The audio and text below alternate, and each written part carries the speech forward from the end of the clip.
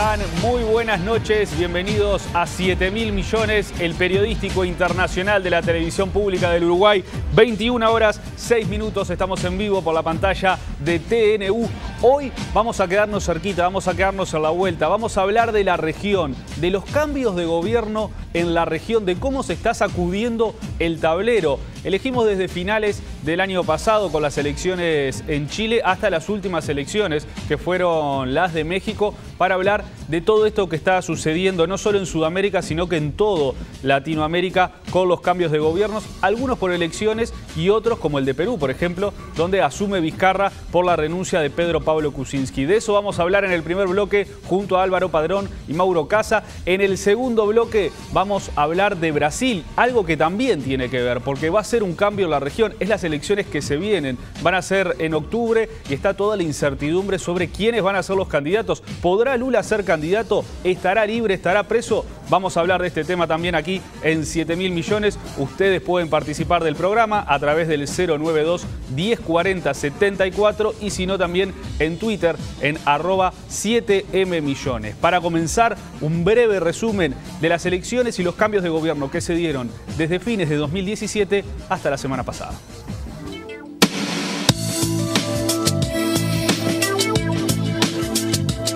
A fines de 2017, Chile eligió a su nuevo presidente.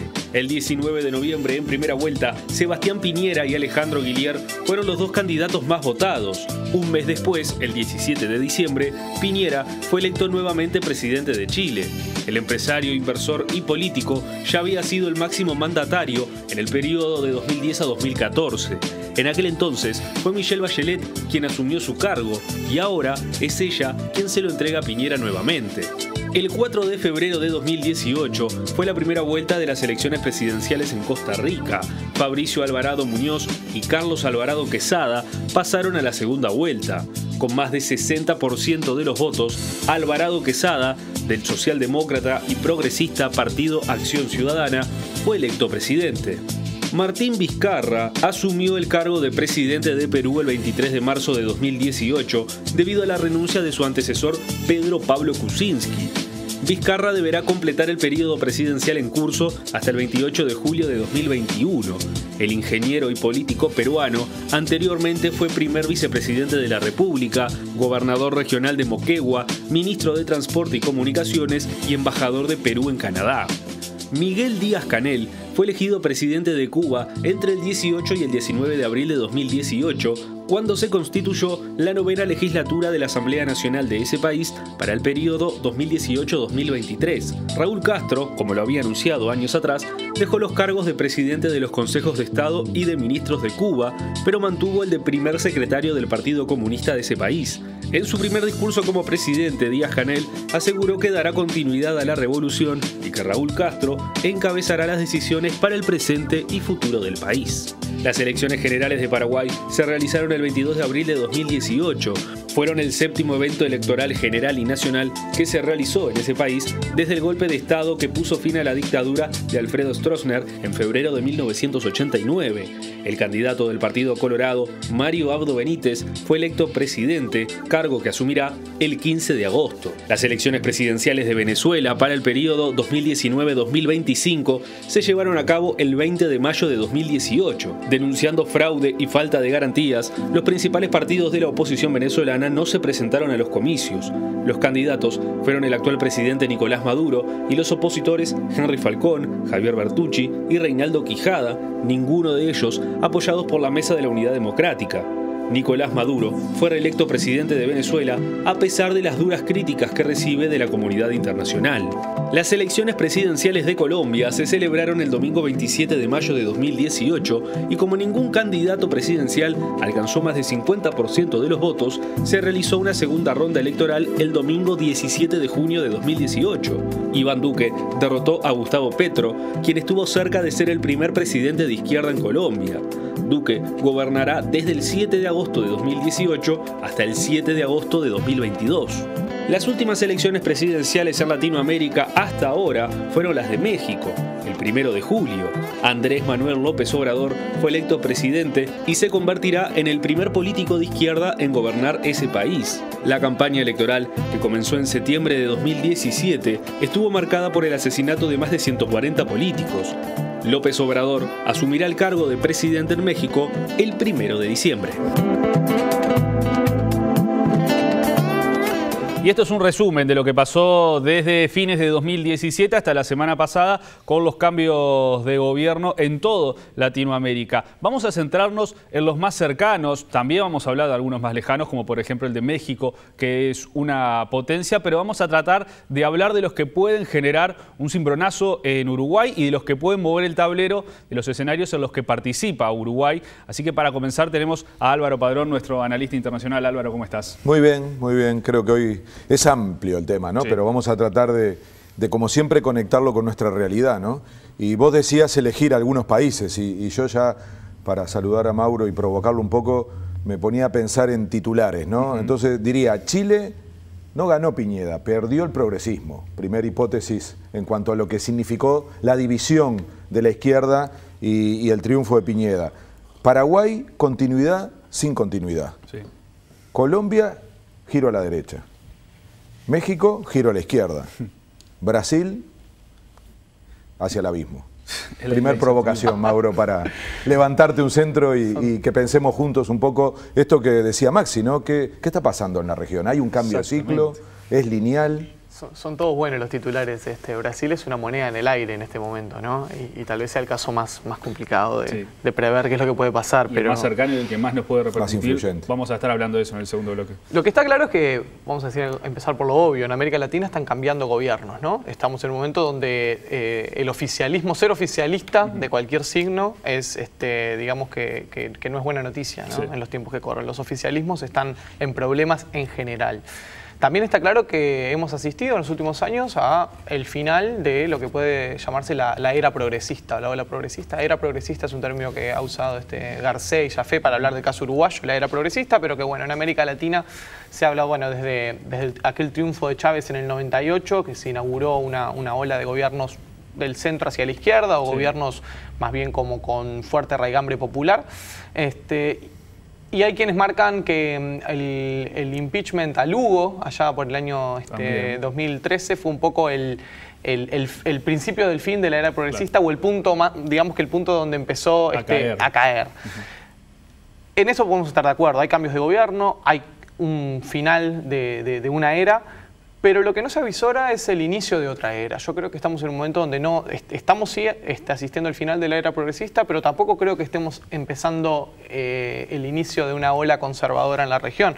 Me parece que lo que hay es un periodo de incertidumbre, ¿no? Lo que se ha abierto en estos últimos años y en las elecciones que reseñábamos de fines del 2017 y de este 2018, que electoralmente es un año muy potente para América Latina. Bueno, el año que viene también lo va a hacer con elecciones en Uruguay, en Argentina. Me parece que lo que hay es realmente dificultad para prever lo que va a pasar. Lo que hay es también una democracia en América Latina que en algunos lugares cruje un poco, digamos. Por un lado tenemos que estar más o menos satisfechos de que están ocurriendo sucesivos cambios de gobierno en relativa paz, digamos, o a través de elecciones más o menos competitivas en la mayoría de los casos, salvo tal vez la excepción bastante deshonrosa de lo que es el cambio de gobierno en Brasil, de lo cual podemos hablar también en el siguiente bloque. Pero bueno, si bien los cambios están ocurriendo en un marco de relativo cumplimiento de las reglas de juego, la democracia en América Latina también cruje, ¿no? Y también presenta algunos problemas importantes. Sobre todo cuando el cambio de gobierno no se hace a través de los mecanismos que los regímenes democráticos prevén. Y sobre todo cuando en países como los nuestros, que son presidencialistas, los presidentes no logran culminar sus mandatos, lo cual es un problema y es algo a lo cual en América del Sur en particular estuvimos bastante acostumbrados en los años 90 y principios de los años 2000, presidentes que por una u otra razón no culminaban sus mandatos, y que eso parecía un tema bastante saldado en la región durante la década progresista, la década larga del progresismo, y ahora volvemos a tener ese tipo de casos. Casos en los cuales, digamos, hay ciertos hay cierto halo de legalidad o hay ciertas normas que permiten la salida de gobiernos, pero que se utilizan de manera políticamente muy comprometedora y de manera que se estiran mecanismos como son los impeachment, los juicios políticos que están previstos para casos muy concretos por algunas constituciones, se utilizan de manera completamente arbitraria, completamente partidizada para deponer a presidentes impopulares. Deberíamos, en ese sentido, asumir como ciudadanos latinoamericanos un compromiso por el cual los presidentes, por impopulares que sean, deben culminar sus mandatos y deben irse cuando así lo marca la Constitución, y eso es lo que no está ocurriendo, ¿no? Álvaro. Mauro pone el énfasis en el estado de la democracia, sí, y hace bien en decir que, bueno, la alternancia es una señal de salud de la democracia. Yo creo que además de lo que él decía, de ese peligro, de cierta inestabilidad y de alguna manera tener claro que la democracia nunca queda consolidada para siempre, ¿no? Hay una necesidad de cuidarla. Quizá nadie imagina ahora la pérdida de la democracia por la lógica de los golpes de Estado militares como los conocimos, las dictaduras y demás, pero hay debilitamientos de la democracia, yo diría incluso planetarios, ¿no? Y uno primero, lo tratamos en nuestro programa cuando hablábamos del poder detrás del poder, sí, ¿no? Hay una incapacidad de la democracia de controlar poderes económicos gigantescos como los que hoy significan en términos transnacionales, ¿no? Empresas, crimen organizado, es decir, actores transnacionales que superan la dimensión del Estado, mientras que la democracia y la política, que es una cosa absolutamente unida, quedan encerrados en el Estado nacional. Entonces, los estados van perdiendo poder, no solo los chicos, no solo los subdesarrollados como lo de nuestra región, los de todo el planeta, y empiezan a tener dificultades para resolver aspectos cotidianos que entonces debilitan la relación con la gente. Hay un problema con la democracia a nivel planetario en cuanto a no resolver problemas que la gente considera que se tienen que resolver de manera doméstica. Entonces, hay un malestar, hay un problema serio de conexión entre la política y la opinión pública, y eso lo vamos a ver en todo el planeta. En todo el planeta donde hay democracia, porque después miramos algunos ejemplos como si fueran magníficos en términos de crecimiento, como el de China, y uno después se pregunta si nadie se plantea qué pasa con la democracia en China, ¿no? Y todo el mundo mira embelesado ese modelo de crecimiento sin parar. ¿A qué me refiero entonces? En América Latina no estamos fuera de esa realidad. Incluso en algunos aspectos hay una sobredimensión de esa dependencia y esa incapacidad de construir un continente que pueda pesar de otra manera en el mundo. Entonces, las elecciones no hay que verlas por separado, a pesar de que ahora vamos a ir picoteando país por país. También es bueno pensar que los ciclos tienen una cierta lógica de contagio. Si uno observa en las elecciones nacionales, en general los políticos hacen referencia a los demás países para tratar de subirse a un carro. Eso ocurrió en el periodo de los 90, con una lógica de un tipo de discurso, se terminó llamando neoliberal, con la idea de las privatizaciones. Hubo un contagio de políticas, de discursos, de tipo de liderazgo. Después lo hubo también en la década progresista, y algunos hasta empezaron a decir no nos podemos quedar solos, y se usaba el argumento de si ya ganaron en Brasil, si ya ganaron acá, ya también tenemos que ganar. Funcionó en Uruguay ese discurso. Y ahora pasa al revés. Yo después al final quiero plantear la teoría que yo creo que nada de esto es del todo lineal, y que nos podemos encontrar con muchas contradicciones y con fenómenos que no se explican solo a través de los resultados electorales, sino por suerte de sociedades más democráticas, capaces de presionar, de mantener ciertos temas, de no volver atrás en algunos avances, y creo que eso también hay que colocarlo, porque si uno se queda con la idea de que la elección lauda todo, y entre elección y elección hay mucho tiempo, hay mucha movilidad social, hay presiones, hay poderes, como acabo de decir, que incluso limitan las acciones de los gobiernos de manera determinante. Le va a pasar al gobierno de México. Entonces, es una ecuación que tenemos que hacer más completa para terminar viendo si los ciclos son tan determinados solamente por el resultado electoral. Ahora, hablábamos de que la democracia cruje, ¿no? Y claramente creo que Mauro hablaba de lo que pasó en Brasil con el impeachment a Dilma Rousseff. Pero en otras situaciones, como por ejemplo la de Venezuela, que es tan cuestionada la democracia también, o en cierto punto la de Bolivia, ¿no? Que el tema de la reelección de Evo Morales ha llevado a que se está manoseando la democracia. ¿Ahí también cruje la democracia en la región? Sí, claro, los liderazgos mesiánicos, ¿no? en América Latina ha sido un problema que, bueno, que no es no solamente la izquierda es tributaria de eso, ¿no? Viene desde el principio de nuestra vida como naciones independientes, desde el caudillismo, desde la forma de concebir el poder como una acción muy vertical, sin intermediaciones entre el líder y el pueblo. Luego el populismo de mediados del siglo XX, de la década del 30 en adelante, ha sido un fenómeno que, si bien en otras partes del mundo también tiene su expresión, como fenómeno político masivo es bien latinoamericano, ¿no? Luego si hablamos de México, tenemos que detenernos ahí, porque México es uno de los países que fue pionero en esto del populismo en los años 30 con el gobierno de Cárdenas, ¿no? Que ahora tiene una continuidad con este triunfo de López Obrador, que abreva mucho en lo que fueron los años 30 y la Revolución mexicana. Pero sí, los liderazgos mesiánicos, la dificultad para construir instituciones partidarias que trasciendan, digamos, a los líderes, es sin duda parte del problema, ¿no? No es todo el problema. En algunos países de los que mencionabas, por ejemplo, el caso claro de Venezuela, o el caso claro ni que hablar de Nicaragua, lo que hay también es una suerte de deslizamiento, ¿no? Hay como un deslizamiento hacia un Estado progresivamente cada vez más autoritario.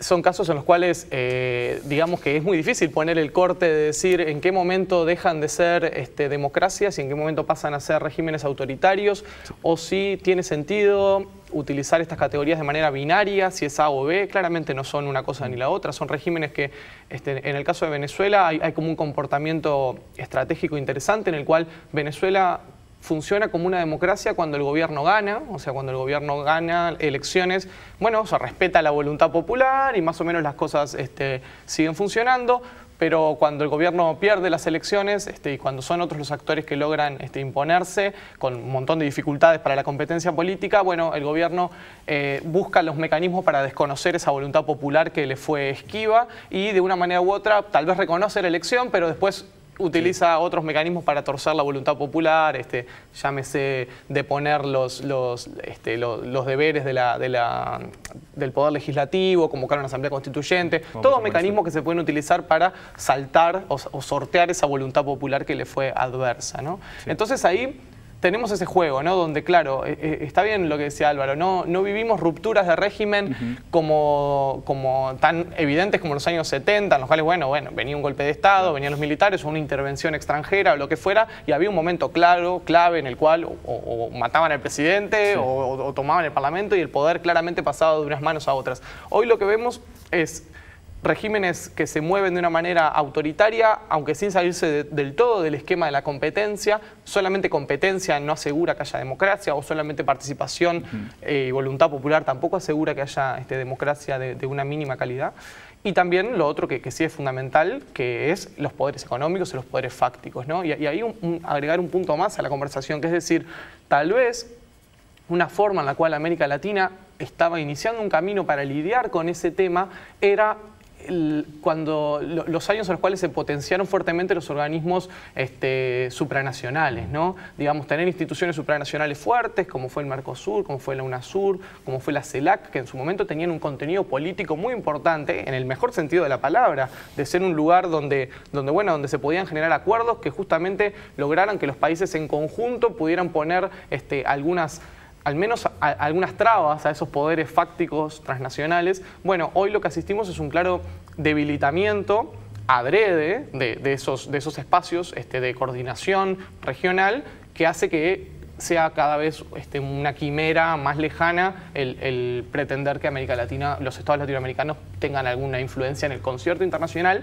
y algún contrapeso a esos poderes económicos, ¿no? Hay otro actor en todo este cambio en el tablero de Latinoamérica, que es la corrupción, ¿no? Y que, por ejemplo, en Perú lleva a que haya cambiado el presidente antes de terminar su periodo. Se fue Pedro Pablo Kuczynski y llega Martín Vizcarra. ¿Cómo juega este actor en esta realidad, Álvaro? No hay elección en este momento en donde ese tema no esté cruzando las campañas, el condicionamiento de los candidatos, el debate público. Incluso en países con una estabilidad política importante, como el caso de Chile, el golpe que significó para todo el sistema político, la evidencia de corrupción, problemas de ese estilo, hizo un daño enorme en la credibilidad, en la adhesión de la gente. Es otro de los problemas que está teniendo la democracia, en donde además uno dice corrupción y a veces se mezcla con aspectos que la región no había regulado adecuadamente, ¿no? Más recientemente la regulación de Chile parece ser de las más modernas, pero llega tarde, ya ese desgaste se produjo, y es el tema de la relación entre el dinero y la política, ¿no? Claro. Algo que siempre existió, pero ha ido adquiriendo una dimensión enorme porque cada vez es más caro hacer política, sobre todo con algo que hemos tocado poco, que es el papel de los medios, que también está interactuando de manera absolutamente determinante en las campañas electorales, en la visión de la gente, en las formas de relacionarse y finalmente también en la forma de concebir la democracia. Entonces, no te quepa duda, Maxi, la corrupción se instaló como un tema central en los debates políticos. Yo diría que en general, ni siquiera ubicado en algunos partidos, es una cuestión muy general. Por supuesto, luego hay que ir caso a caso y las dimensiones son muy distintas. Los dos casos, por ser los países más grandes, son además los más increíbles, que es el caso de México y Brasil, y en algún sentido Colombia, ¿no? Hubo en los tres casos una potencia de presencia del dinero afectando, incidiendo, influyendo en las elecciones. Y tomaba dos cosas que decía Mauro que son claves. Una que yo creo que vale la pena profundizar un poquito más, que es esto de la dimensión regional, porque creo que en gran medida los cambios que podemos ir repasando tienen una repercusión en la política internacional de esos gobiernos y en particular de cómo se piensan como región, hacia dónde apuntan, qué quieren construir, en qué medida se plantean un proyecto regional o no, cómo se cortan solos en el mundo, en fin. Me parece que ese asunto de construir región es un tema clave. Pero quería decir uno más, que también lo mencionaba él, la dificultad de recambio de liderazgos. La forma en que se repiten los nombres en América Latina es tremendo. Sí. Y las edades que uno luego asocia a esas repeticiones. Bueno, Chile, por ejemplo, es el cambio de Bachelet-Piñera a Bachelet-Piñera. Sí, sí. Entonces, repito, estamos hablando justo de un caso que se utiliza medio como paradigmático de estabilidad política y de una institucionalidad muy estable y demás.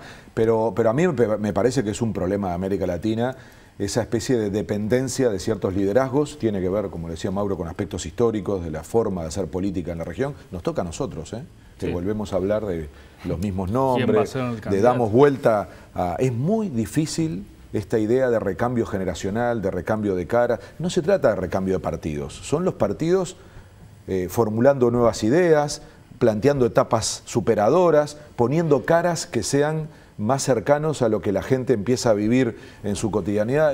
Es un tema que aparentemente en otras partes del mundo parece más natural y en América Latina cuesta, entonces somos castrodependientes.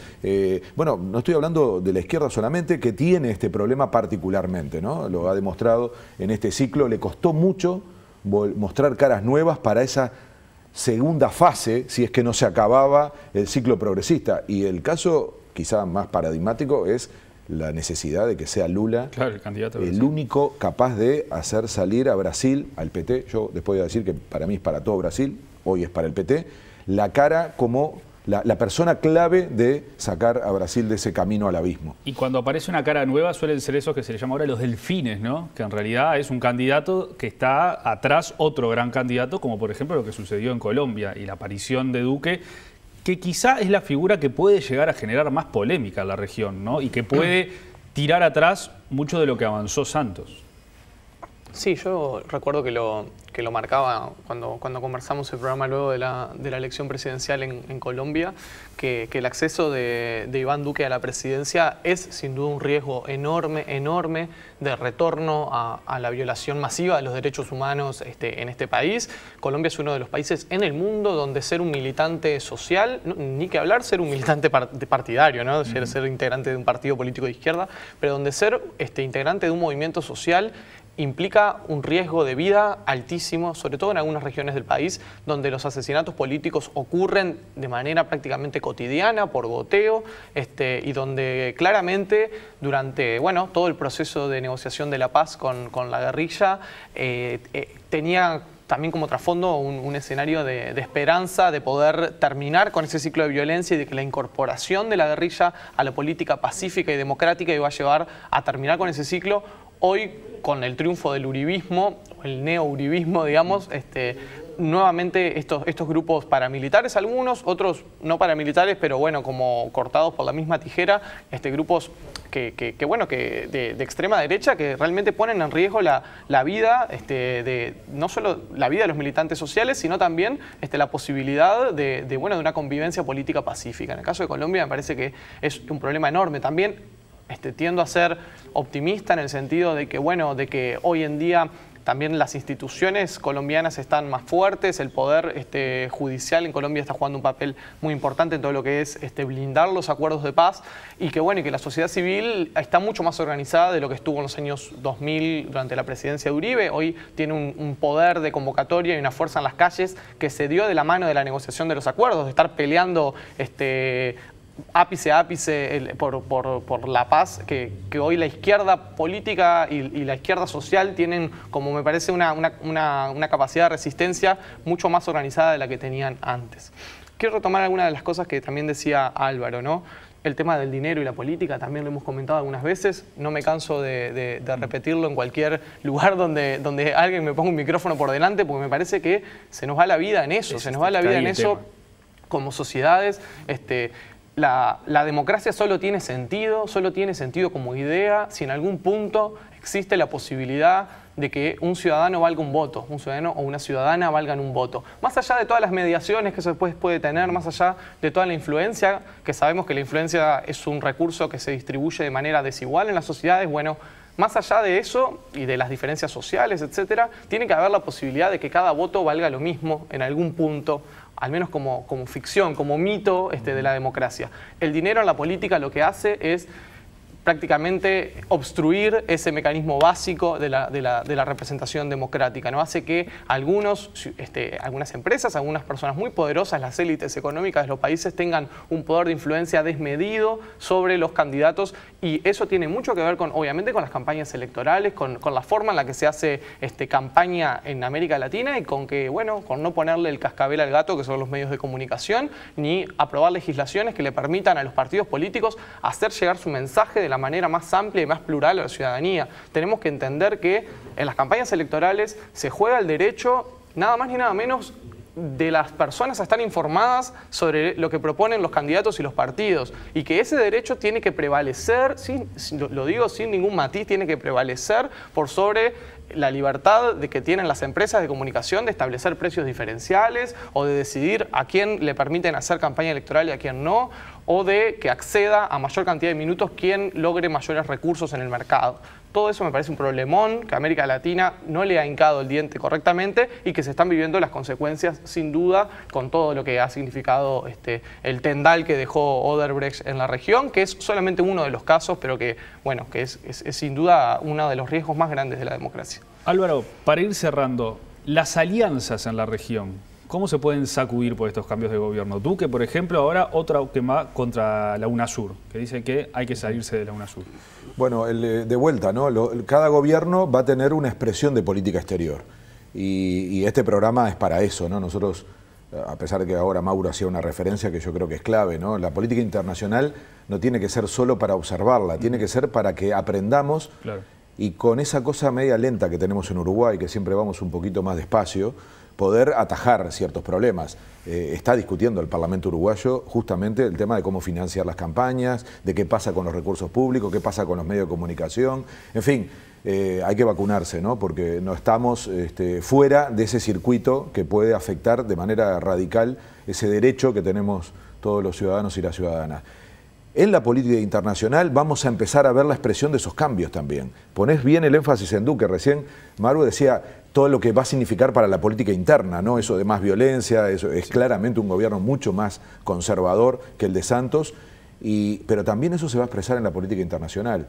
Va a ser, en mi opinión, el gobierno más radical desde el punto de vista de la provocación y de esa versión de una América Latina que se plantee, por ejemplo, una discusión con Venezuela, él es frontera, bueno, ¿no? Le sobran oportunidades para radicalizar el discurso, le va a venir muy bien para adentro también eso. Entonces él va a encabezar muchas de las iniciativas que se han ido creando de a poco. El Grupo de Lima, de vuelta, todo es relativo porque México no va a cambiar en sentido radical su política exterior en términos económicos porque es hiperdependiente de su relación con Estados Unidos y con el NAFTA. Y a pesar de que López Obrador siempre estuvo en contra del NAFTA, no va a cambiarlo. Esas son las cosas que hace un rato decíamos, no hay margen, son poderes, construcciones económicas de base material que son muy difíciles de revertir. Sin embargo, México tiene una tradición de política exterior muy independiente, muy potente en algunos sentidos latinoamericanistas, y va a ser, ya lo está haciendo, acaba de nombrarse al canciller Ebrard y acaba de decir, vamos a defender la idea de la autodeterminación de los pueblos, vamos a salir del Grupo de Lima, ese Grupo de Lima que va a querer encabezar el gobierno de Colombia. Entonces, son todos movimientos que se están dando en la región y nada se termina de cerrar hasta que no se cierre octubre.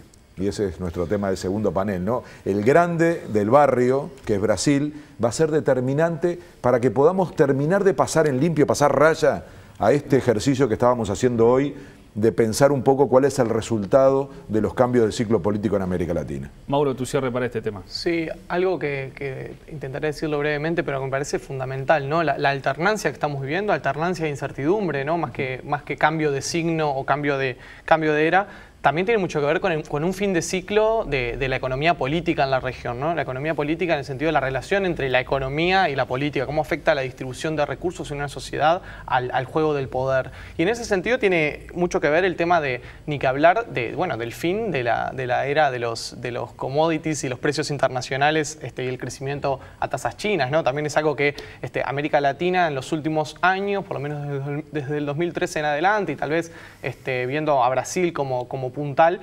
el fin del crecimiento económico tal como venía sucediendo durante una década también llevó a que los mismos actores que estaban en el poder, que habían podido gozar de un enorme caudal de recursos a partir de los cuales hicieron programas sociales, por ejemplo, muy exitosos, políticas laborales muy exitosas que conllevaron un aumento enorme en la popularidad de los presidentes, en la popularidad de los gobiernos, allá por los años 2005, 2010, hasta el 2013 más o menos, todo ese ciclo virtuoso tuvo como pies de barro, ¿no? Tuvo pies de barro en una economía latinoamericana que siguió siendo primarizada, que extractivista. Exactamente, extractivista y dependiendo, ni que hablar de las inversiones extranjeras directas y del comercio con China, ¿no? Entonces, me parece que dejar también de lado esa esfera puramente económica de la cuestión también nos hace perder parte de la imagen y de la película, ¿no? Una parte tiene que ver con la corrupción se convirtió en un tema, o en el tema de campaña principal en los últimos años en casi todos los países de América Latina, pero si ese tema emergió también es porque había condiciones de economía política que lo hacían posible. ¿Qué quiero decir? Que si hubiéramos seguido creciendo como veníamos creciendo, los oficialismos hubieran estado mucho más blindados frente a esas acusaciones para poder mantenerse en los gobiernos. La economía ahí siempre juega, ¿no? Muy bien, vamos a ir a una pausa y a la vuelta vamos a hablar de Brasil, que es el cambio que está faltando en la región. Va a haber elecciones en octubre con o sin Lula. De eso vamos a estar hablando en el segundo bloque de 7.000 millones.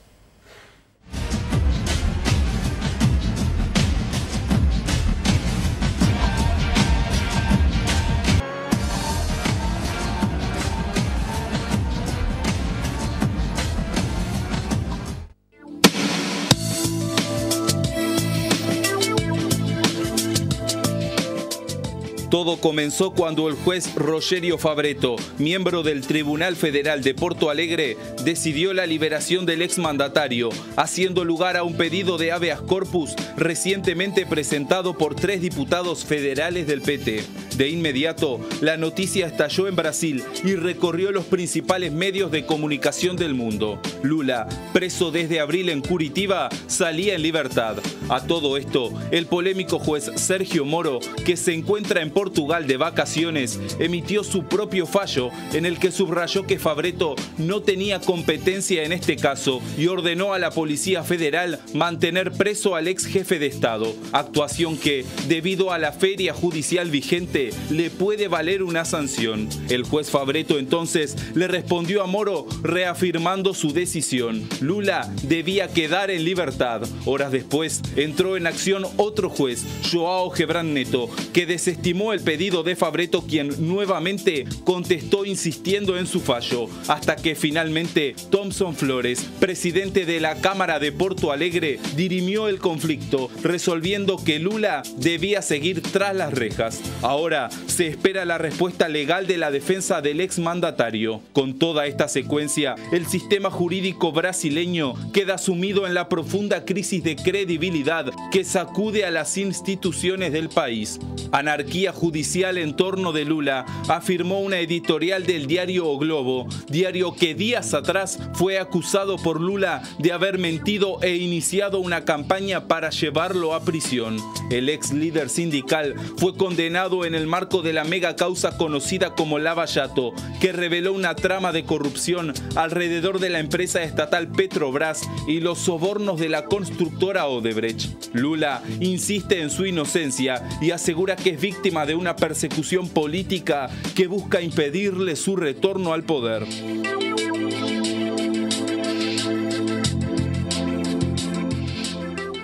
Y esto es lo que está pasando en Brasil. Mensajes que nos llegan de ustedes que tienen que ver con esto. Un mensaje que nos decía que llegar al poder no es lo mismo que llegar al gobierno. Otro mensaje que hablaba del rol de los militares en Brasil. ¿Qué puede pasar? ¿Puede llegar a no haber elecciones por la presencia de los militares? Y un mensaje más que nos llegaba que hablaba sobre el vínculo entre la justicia y los medios de comunicación. Todos estos temas tienen que ver con Brasil. Un Brasil del que se venía hablando permanentemente desde que Lula fue a prisión en abril, pero que explotó este domingo, Álvaro. ¿Qué pasó en Brasil ayer? Bueno, ya que estamos asociando tantos vínculos, como hacía el oyente, yo agrego el fútbol, ¿no? También. Terminó el Mundial y parece como que se dispararon los hechos políticos. Los que estaban mirando para un lado, volvieron a mirar para adentro. Y funciona, es así. El fútbol tiene mucho que ver en América Latina con la política, porque tiene mucho que ver con el dinero, tiene mucho que ver con expresiones de masividad.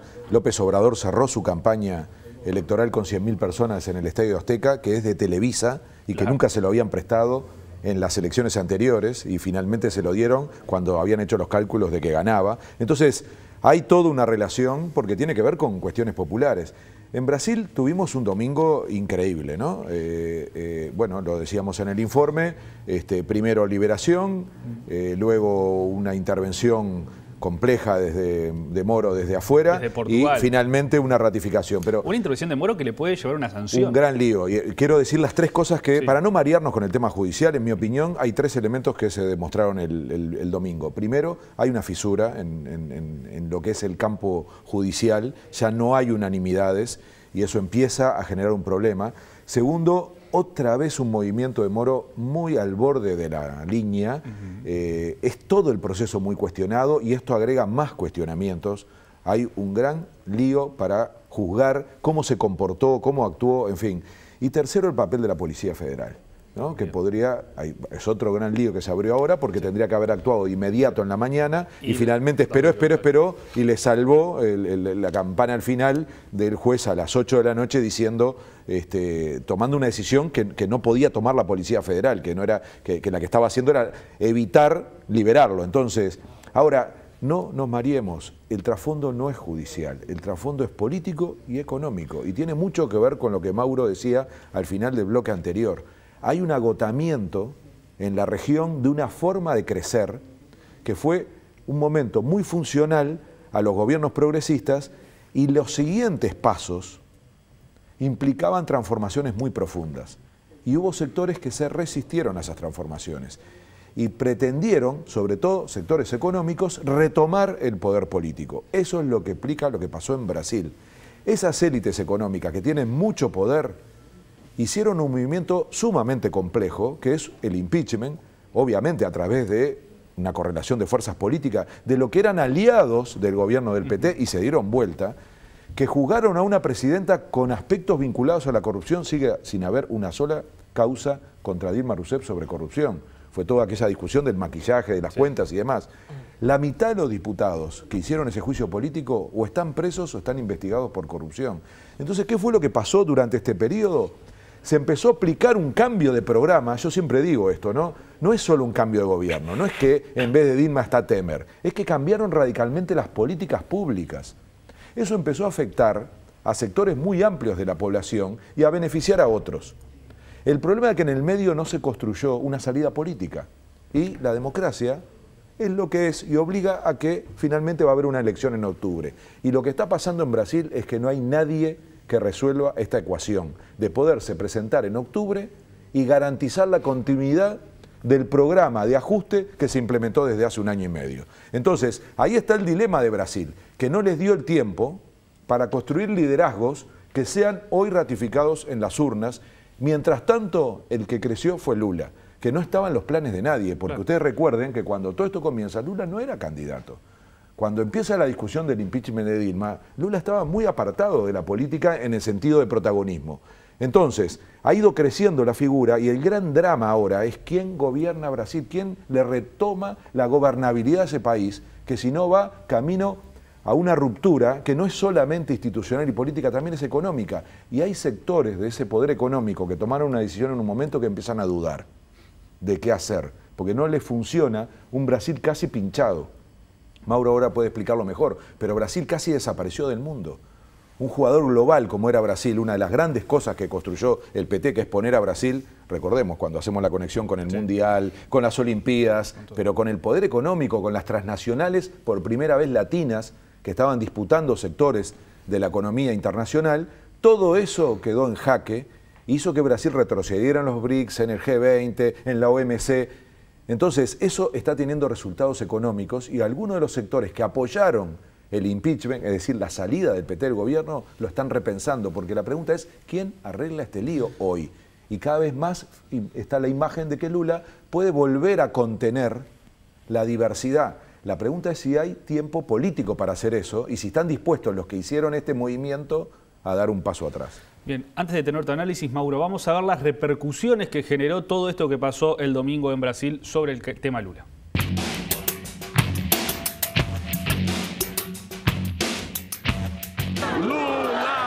Esto no va a terminar bien. Esto es una vergüenza, sostuvo Gleisi Hoffmann, presidenta del Partido de los Trabajadores, quien llamó a los brasileños a salir a las calles a protestar.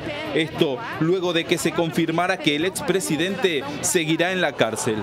En Curitiba marcharon los movimientos sociales que acompañan la prisión de Lula desde hace ya 94 días, mientras que en Río de Janeiro, San Pablo y la ciudad de Salvador tuvieron lugar importantes movilizaciones espontáneas. También se registraron manifestaciones contrarias al ex jefe de Estado en San Pablo, primero rechazando el anuncio de su liberación y luego celebrando la anulación del fallo. En medio de este escenario, un militante opositor al PT publicó en las redes sociales el número de teléfono de Rogério Fabretto, el juez que decidió que Lula debía quedar libre y que ahora recibe cientos de insultos y amenazas. Por su parte, las empresas encargadas de estudiar la repercusión de hechos políticos en las redes sociales mostraron que en Brasil la palabra Lula estalló en Twitter y Facebook, pasando de 186.000 menciones el sábado a 3,4 millones de menciones hasta las 5 de la tarde del día domingo. Así, Lula volvió a quedar en el centro de la agenda política regional y global. Pese a la incertidumbre jurídica en torno a su situación, el dirigente del PT sigue siendo favorito en todas las encuestas de cara a las elecciones presidenciales de octubre. En varios sondeos supera el 30% de intención de voto. El 15 de agosto cierran las listas oficiales de los candidatos a la presidencia. Muy bien, esto es lo que está pasando en Brasil. Mauro, ¿cuál es tu opinión? ¿Qué va a pasar con Brasil? ¿Qué va a pasar con Lula? No, es un tema complejísimo, sin duda, en el cual está el riesgo de empantanarse en el vericueto judicial, que para un analista político de exterior al país tampoco tiene mayor sentido. Me parece como que ponerse en la disquisición fina sobre la causa en particular y los elementos que la misma tienen. Dicho ello, digamos, desde una mirada política, lo que uno puede ver desde afuera es que, si bien hay que también valorar el esfuerzo de la justicia brasileña como un todo en haberse metido de manera más o menos profunda, al menos en un comienzo, en intentar bueno, desentrañar los vínculos que venían realmente muy podridos entre el empresariado brasileño y los partidos políticos y de una corrupción realmente que alarmante. Lo que uno tiene que también reconocer es, más allá de ese esfuerzo, un esfuerzo que es permitido también por el propio PT, ¿no? Porque el PT los gobiernos del PT le dieron una independencia y un fortalecimiento de capacidades al Poder Judicial que no había tenido jamás en la historia de Brasil. Eso es algo que también es reconocido. La reforma judicial que llevó adelante el PT es lo que luego empoderó a esos jueces para que iniciaran todo este proceso. Hoy lo que se ve es claramente un aplicamiento, digamos, procedimientos o estándares que no parecen ser ecuánimes para juzgar delitos más o menos similares, ¿no? El hecho de que el propio presidente Temer hoy esté en libertad, luego de que se vieron grabaciones, digamos, comprobadas de que varias veces. Exactamente, de que Temer pagaba sobornos bueno, que recibía sobornos, quiero decir, de importantes empresarios. El hecho de que Aécio Neves también esté en libertad, cuando también tiene comprobadas causas muy importantes.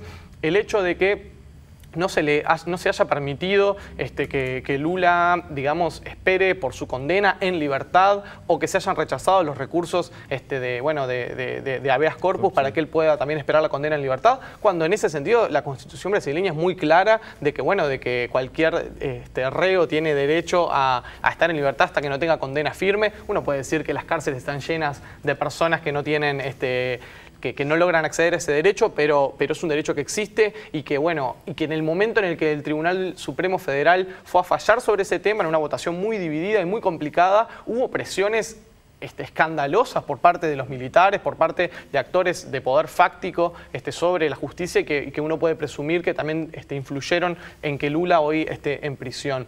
Todo el proceso parece terriblemente viciado de errores y digamos, de cuestiones políticas y de politización.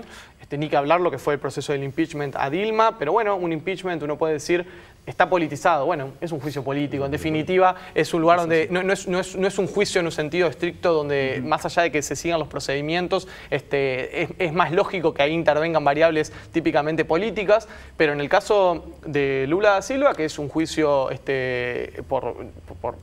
la órbita plena de la justicia, no en la órbita del Congreso, no en la órbita del Poder Legislativo, son enormes los elementos que prestan, digamos, a la suspicacia de que no se está llevando adelante un proceso transparente y con todas las garantías del debido proceso. Ahora, Lula está en prisión, pero todavía no está impedido de ser candidato, ¿no? Digamos, no está impedido hasta que la justicia electoral lo defina, va por carriles independientes, va por carriles andariveles separados, lo que sea su candidatura con lo que sea su situación judicial, su condena o no judicial, que la condena también va a demorar, él no va a ser condenado antes de las elecciones.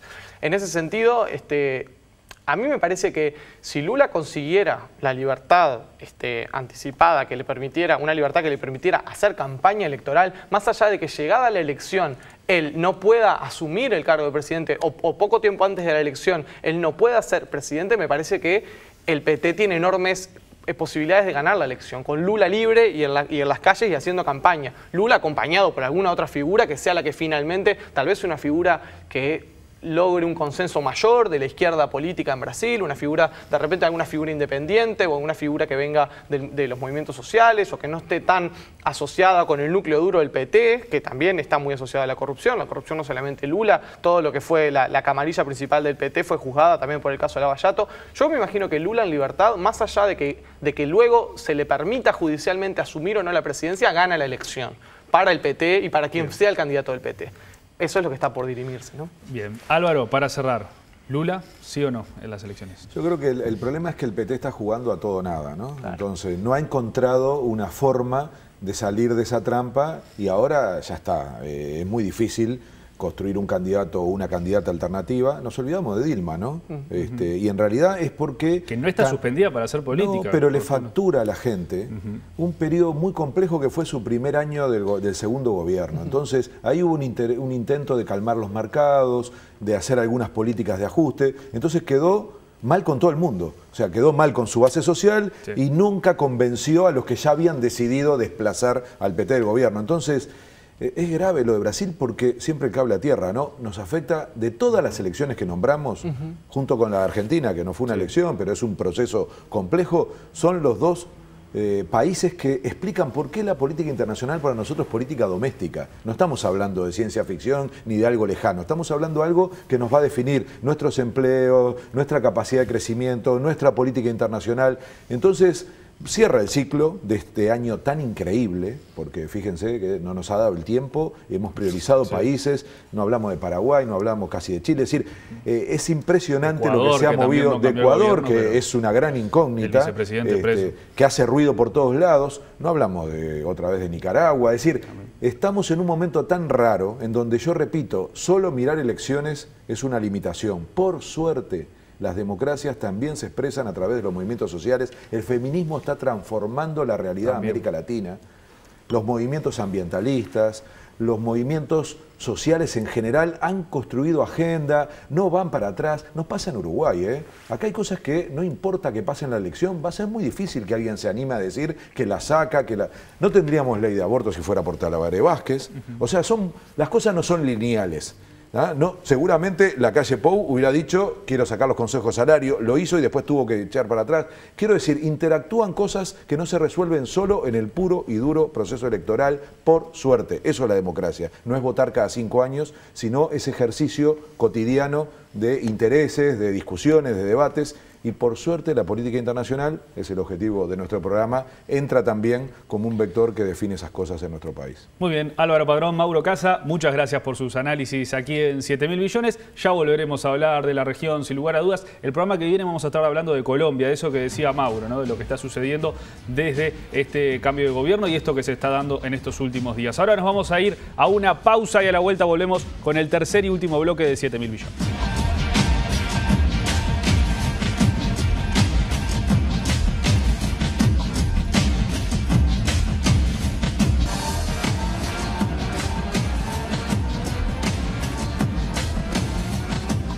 Tercer y último bloque de 7.000 millones por la pantalla de Televisión Nacional. Vamos a aflojar un poco, vamos a ver otras cosas que pasan en el mundo, además de la política, que fue de lo que estuvimos hablando hoy, de los gobiernos y demás. Vamos a hablar del animal favorito de 7.000 millones. Si lo podemos tener, lo traemos. Estamos hablando del panda, el oso panda. Vamos a conocer ahora a los osos pandas más longevos que viven fuera de China.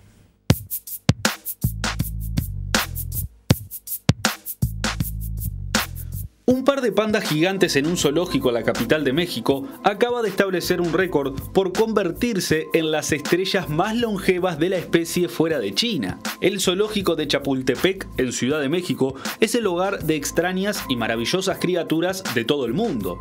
Pero sus pandas no son solo multitudes divertidas. Xuan Xuan acaba de cumplir 31 años, convirtiéndola en la panda más vieja del mundo fuera de China, y su sobrina, Jing Jing, cumplirá 28 años el próximo mes. Desde su sección llena de bambú en el zoológico, los pandas atraen hasta 50.000 visitantes por día. Con la expectativa de vida promedio de un panda en cautiverio a los 22 años, tanto Xuan Xuan como Jing Jing están en sus años dorados.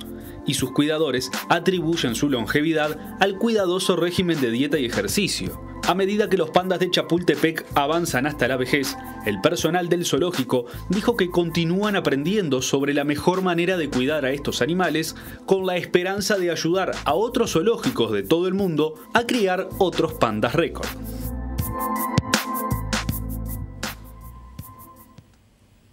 Muchas gracias a todos los que están mandando mensajes a través del 092 1040 74. Intentamos compartir con Álvaro y con Mauro algunas de sus opiniones. Muchas otras no las podemos compartir al aire, pero sí estamos leyendo todo lo que nos escriben también en el Twitter de @7mmillones. Desde el viernes pasado, desde que Uruguay quedó eliminado del Mundial de Rusia 2018, Francia se ha transformado como en una mala palabra. Vamos a tratar de matar ese cuco. Vamos a conocer cosas que pasan en Francia sin tener que llorar que nos quedamos afuera del Mundial, como este robot que hace pizzas.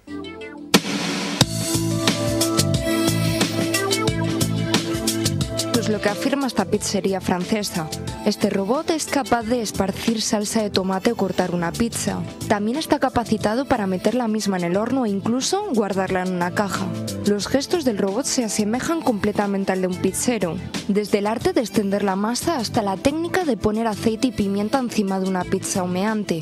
Además, es capaz de realizar varias tareas a la vez con sus 3 brazos. Sus inventores afirman que esta máquina puede repartir una pizza cada 30 segundos y hasta 120 por hora, cuando un humano alcanza como máximo 40 pizzas por hora. No tiene el encanto de los pizzeros que hacen malabares con la masa y la tiran para arriba, así que vamos a seguir comiendo la pizza que ya conocíamos. Nos vamos, llegamos al final de esta edición de 7.000 millones, nos vamos a ir con música como es habitual. La repetición de 7.000 millones la pueden ver el domingo a partir de las 12:30 del mediodía. Mañana el programa ya está en el canal de YouTube de Televisión Nacional, ahí también lo pueden ver. Nos vamos a ir con música relacionada a lo que estuvimos hablando, a nuestra región, América Latina. Nos vamos con el tema América del señor José Luis Perales. Nos reencontramos el próximo lunes. Gracias por estar. Que pasen bien. A piel morena y sana, me hueles a canela y a bananas. Herida siempre y siempre maltratada, soñando libertad.